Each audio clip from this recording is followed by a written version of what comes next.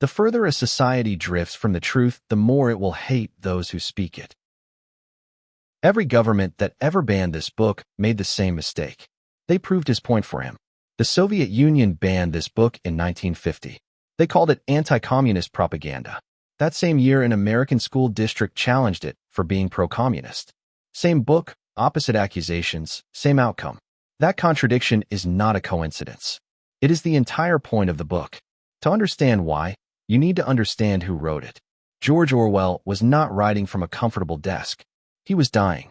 Orwell rode on a remote, windswept island, suffering from an illness so severe he could barely sit upright. His publisher had to send a nurse to the island. He typed the final draft himself because he could not afford a typist. His doctors believed the effort shortened his life. He died 7 months after publication. He knew the book was a warning. He was not predicting the future. He was describing the present. So what does this book actually say? It is set in a totalitarian state called Oceania. The government, called the party, controls everything. It controls the past. It controls language itself. And it controls thought. The party's most powerful weapon is not violence. It is the manipulation of what is real. The party's core slogans are built on contradiction. This is called doublethink, holding two contradictory beliefs simultaneously and accepting both as true. Now, back to the banning.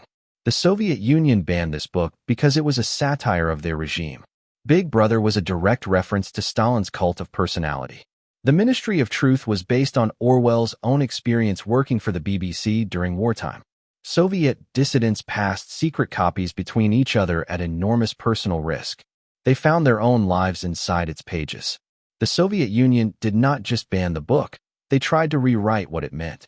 They claimed the book was actually a satire of Western capitalism.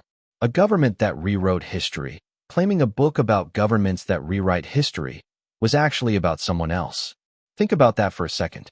This country bans the book to this day. In a country where the government controls all media and rewrites its own history. A novel that describes exactly those tactics is not something they want people reading. Each government saw itself in the mirror and covered the mirror. But here is where the irony gets deeper. An American school district once challenged this same book for being pro-communist. The same book, the opposite accusation. The book did not change. The accusers did. And that is exactly what Orwell wrote about. One of the central weapons in this book is the destruction of language. A simplified language with fewer and fewer words each year. If you cannot say a thing, eventually you cannot think it. Not chains, not soldiers, a smaller vocabulary.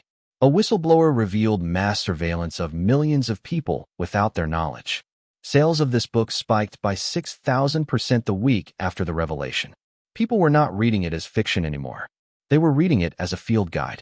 Here is what every government that banned this book had in common.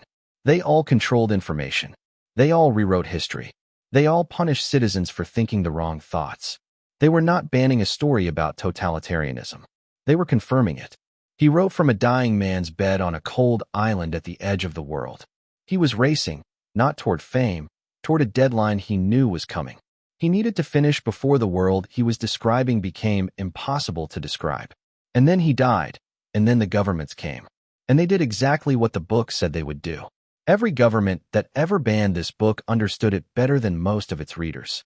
They read it, they recognized themselves, and they banned it anyway. That is not irony, that is proof. He did not need any government to confirm he was right. But they confirmed it anyway.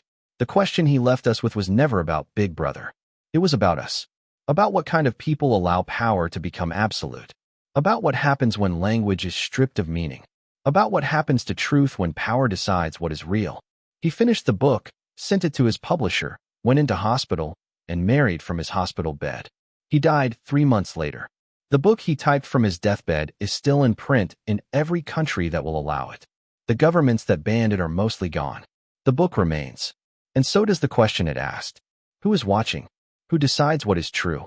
And what are you willing to say when it costs something to say it? Subscribe for more interesting content.